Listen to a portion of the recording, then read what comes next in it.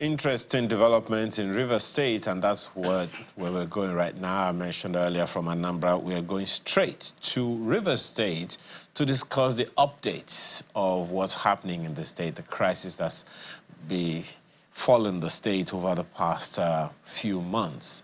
Let's have conversations this morning with Ambassador Subomabo Jackrich, who is a former governorship candidate on the platform of the National Rescue Movement, and he's also state leader of the party. He's a former director, special duties under the PDP gubernatorial election campaign in 2015, among several others. Thank you so much for joining us this morning, Ambassador. Thank you, brother. Good morning. Good morning. Thank you for having me. Definitely, the development in Rivers State is disturbing for as many people as have been following. Is there anything we need to know that, Nigerians are wondering, hey, this has gone on for way too long? The recent development, the governor wanting to make a presentation, the ambassador saying, the House of Assembly saying that they didn't come through the right route, and the former governor of the state, immediate past governor of the state, making the comments he's been making in recent time. What do you make of this whole melee?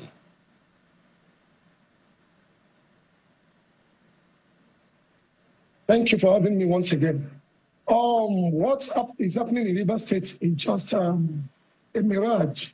Some persons acting their scripts, the script that is written to them by one Adolphus Hitler of Rumupricum, directing them to do the otherwise. For example, the Supreme Court has given its ruling, whether in favor or against. The governor, even before the CTC recipient, he directed and said he's going to adhere all the directives of the Supreme Court. And as such, even directed the local government to dissolve immediately and hand over to the LGAs. Now, this is to prove that the governor is very, very obedient. I want to take you back to the other time when there was an intervention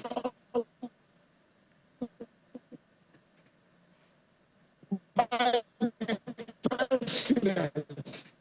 The president did this intervention. He released money for the 27 lawmakers and did all he could just to make sure that they work together. But he said one thing: when this Adolphus Hitler of Rumupricum is still directing them, wanting a particular thing, there is something in his mind that he wanted to have, and he would tell them not to do in such that the state will come back to begin to function. What they want to do is to frustrate governance in the state, make the governor not to access funds to carry out this forthcoming election, the local government election. This is just the antics. It's not as if there is crisis. The governor, in his ways, have written to them. He has also called them directly. They are all partners. He has called them to say, look, who wanted me to submit this appropriation bill, even direct all their correspondents not to receive any letters from the governor or any other place, just to frustrate it. So the governor cannot have something to show that this is what he did. He went ahead of sending these messages via WhatsApp, just the public that he is trying his best to carry out this action. The other time they said something. They came out on air and said the governor wanted to go to Ogoni, and then he stopped by. What I'm telling you is that the governor went to that place at about 10, 11, your correspondents are there. He went to Ogoni, he left Ogoni by 2 p.m. That is when he left government house for Ogoni. So look at the time frames. But all they are doing is to make the governor not succeed, believing that they can impeach him. But it is not possible, because the people of the state have seen the quality of leadership of the governor, and they are all out for him. Ambassador, one of the things, when you talk about this visit of the governor to the House of Assembly, a number of people would wonder that, maybe that is just the governor, playing scenes for people. Because under normal circumstances, There are people who would, an advanced team who would have gone ahead to say to the governor, okay, the coast is clear, you can come now. Or no, the gate is locked for now, you cannot come, you shouldn't come out now, it's not safe for you. But for the governor to go there himself, there are those who will say, look, even all of that is being unnecessarily dramatic. How would you respond to them?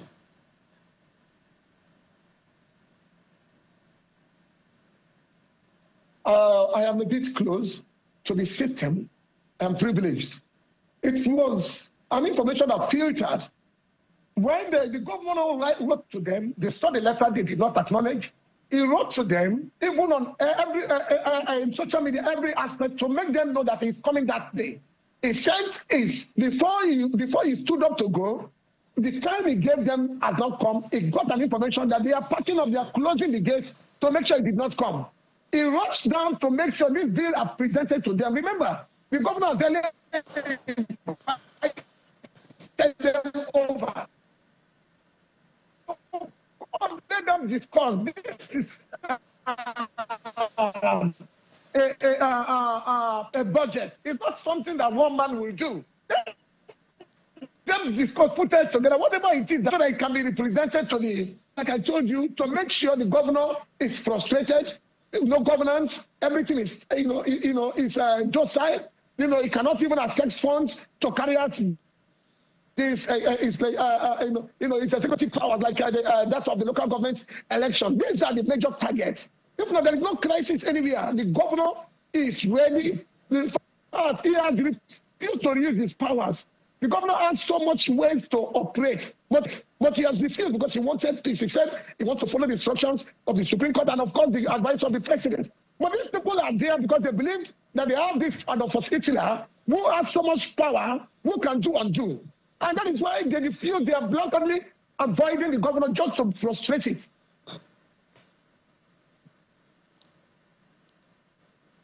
Kayla. From the perspective of someone who used to be, yes, can you hear me? I can't hear you. Come again. We want to be able to get your thoughts because we do have to wrap up this session, this particular bit of the conversation. Your thoughts on these threats of violence coming from someone who used to be an ex-militant yourself. These threats of violence, if this impeachment against Governor Fubara happens, what do you make of that video and the rhetoric that is being passed on about violence if this impeachment actually happens? Oh, yeah. I have earlier taken a position on that video that is going viral. Number one, for what I know, that is not our class. The video that is going viral is not, in fact, I am not part of it. The John Nation is not part of it because I know that. The governor is not also one of the people. He cannot even direct people to go about such very derogatory videos. But the truth is that the people have the right to say that they are not pleased with what is happening in Rivers State, especially the job people, considering that somehow the upland has ruled for over 24 years, and now that the riverine or an job person has come, no matter how he came, they want to deliberately frustrate him and bring Gamewule, who is another uplander, who is their preferred person, to take over. But that is why they are deliberately frustrating everything. Now that they could not bribe the chief judge, they have gone about trying to blackmail him just to make sure that they will also, scare him. But the truth is that the job people are wiser now. The job people have taken over security of the oil connections of the Niger Delta. And as such, they will not come back to begin to destroy those facilities they have agreed to secure. Remember, like me that is talking, I am working with the Pantita, in partnership with the Pantita, yes, to ensure that these things are being secured. And some of these persons also, with the Adolphus Hitler of Freedom with Telecom, are also contractors of the same facilities. So the question is, who are the people who want to come and destroy these things? What they're doing is that because Rivers State, the people, the wicked faction does not have 25% of the support of the people of Rivers State. So the only thing they can do is to manipulate, make it seem as if there are people threatening to vandalize or destroy the pipelines, such that the security agencies will not be with them and begin to carry out some kind of dastardly acts on their perceived political rivals. Yes. The truth is that no Ijaw man has come, and you can look the protests across the board. It is a non-violent protest. There is no one that is even carrying up arms. Rather, they are the one using the securities against the people. Mr. Sobomabo, as we wrap up this conversation, I want to be able to get your thoughts on what peace means, because everyone has been calling for peace, reconciliation. What is peace for both sides, whether the Wike faction or the Fubara faction? What does peace mean in this case, in your view?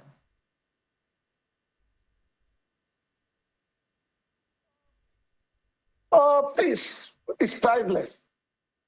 Peace is the only means for any government that will function. Without peace, there will be no development. Peace is the only watchword. But the truth is, how then can we give peace? Non-violence said the universe is on the side of justice. There are people who are somewhere who what they want until what they want happens have directed that peace should not come back to state. The governor, the minister was the governor of Rivers State. We know him, you know him. How violent, how heartless he was. It was listen, let me tell you. I'm surprised that today the court is celebrating him. How come? What happened to Rivers? Rivers Court. Mr. Jackrich, you know, I do have to caution the things that you say. Mr. Jackrich, if you're hearing me, I do have to caution a few of the words that you're using to describe another person, because he's not here to defend himself. You know, these words, I'm going to have to get you, I need you to retract a few of the things that you have said, because, you know, there are ways to express it without using those direct words. But I think... What word is what you have described? I think in many ways you have gone past what it is that we wanted to find out from you. What I want to get from you really is, what sacrifices do you think that both sides would have to make for peace to reign? Just a logical explanation from you on how you think things can go forward from where we are. Well, on that note, I feel that the State Assembly should come back. Also, perhaps create an avenue for the governor should create an avenue for him and the State Assembly to meet, to discuss the way forward, so that they too will bring whatever they have on the table. No matter who have directed them, they should place it on the table. The governor will now tell them, okay, this is the executive officer. He still has the powers to decide. You cannot compel him or subject people to him to be his essay, giving him somebody to be his chief security officer, or giving him somebody to be his secretary. It's not possible. But the governor can